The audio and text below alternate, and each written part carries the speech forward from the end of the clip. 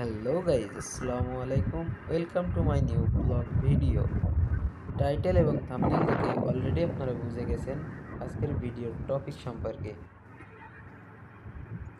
ভিডিওটা স্কিপ না করে শেষ পর্যন্ত দেখার অনুরোধ রইল এবং যদি চ্যানেলে নতুন হয়ে থাকেন অবশ্যই চ্যানেলটি সাবস্ক্রাইব করে পাশে থাকা বেল আইকনটি বাজিয়ে দিবেন।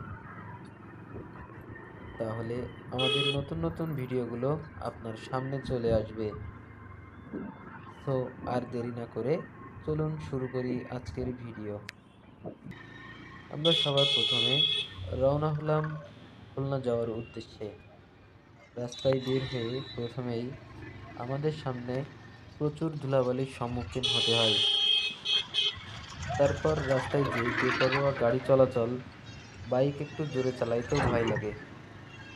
এমনিতেই খুব বেশি জোরে বাইক চালানো পছন্দ না করলেও তারপরেও একটু ভয় লাগতেছে আর কি। তো আস্তে আস্তে আমরা ডুমুরিয়া পার হলাম। ডুমুরিয়া পার হয়ে কুয়ে বাজার গেলাম। কুয়ে বাজারে একটু চা খেয়ে সেখান থেকে বেরিয়ে পড়লাম। কুয়ে বাজার পার হয়ে চলে আসছি প্রায় রেল লাইনের কাছাকাছি। রেল লাইনের আগে 33 কেবি খুলনার ভিতরে সব থেকে বড় পাওয়ার স্টেশন, সেটা পার হলাম হয়ে রেল লাইন পার হলাম। তো রেল লাইন পার হওয়ার পর একটা কাকু হঠাৎ তার বাইকটা আমাদের বাইকের সাথে মেরে দিচ্ছিল। তো সেখান থেকে আমাদের বাইকে বেশি জোর না থাকার কারণে সে এক সাইড দিয়ে বের হয়ে যেতে পারলো। তো তারপরে আমরা খেয়াল করলাম খুলনা জিরো পয়েন্টের আগে একটা নতুন রেল স্টেশন হয়েছে। তো সবার প্রথমে আমরা জিরো পয়েন্টে চলে গেলাম, খুলনা জিরো পয়েন্টে। সেখান থেকে কাজগুলা মিটালাম আগে। কাজগুলা শেষ করার পরে সেই নতুন রেল স্টেশন দেখার আগ্রহ নিয়ে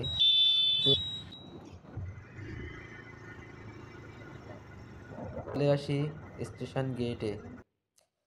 এসে মেন রোড থেকে স্টেশনটা বেশ কিছুটা দূরে। তো আমরা আস্তে আস্তে গেলাম সেখানে। গিয়ে রেল স্টেশনের গেটে যেয়ে দেখি রেল স্টেশনের নাম দেওয়া হয়েছে মোহাম্মদনগর রেলওয়ে স্টেশন। জায়গাটা খুবই চমৎকার এবং নিরিবিলি। তো রেল আসা পর্যন্ত আমরা অপেক্ষা করলাম। বেশ কিছুক্ষণ অপেক্ষা করার পর রেল আসলো। রেলটা মূলত বেনাপোল হয়ে মাওয়া স্টেশন পর্যন্ত যায়। দিনে দুইটা রেল আসে এখন পর্যন্ত, যেহেতু নতুন রেল স্টেশন। তো দু একজনের সাথে কথাও বললাম, তাদের সুবিধার কথা তারা জানা। তাহলে ভাই মোহাম্মদনগর স্টেশনে এসে আপনি কি অনুভব করলেন? জায়গাটা কেমন লেগেছে আপনার কাছে বলেন? অনেক সুন্দর জায়গা। এছাড়া আর কি কি বুঝলেন এইখানে এসে, এই যে মোহাম্মদনগর? ভাড়াপাতি অনেক কম। অবশ্যই ট্রেন সবসময় যাওয়া আসা করে না, দিনে দুইবারই যায়। 11:30টায় হচ্ছে আপনার 2টার সময়। কিন্তু এই সময়ে মেনটেন করে যারা আসে তাদের আমি মনে করি টাকা অনেক সাশ্রয়ী হয়। যেমন আপনি 20 টাকার ভাড়া আছে, এখানে 30 টাকার ভাড়া আছে। এখান থেকে আপনি বেনাপোল যাবেন 50 টাকা ভাড়া। আপনি বাসে গেলে মিনিমাম আপনার 100 টাকার মতন খরচ হবে। তো বন্ধুরা, এটাই ছিল আজকের ভিডিও। ধন্যবাদ সকলকে আমাদের ভিডিওটি শেষ পর্যন্ত দেখার জন্য।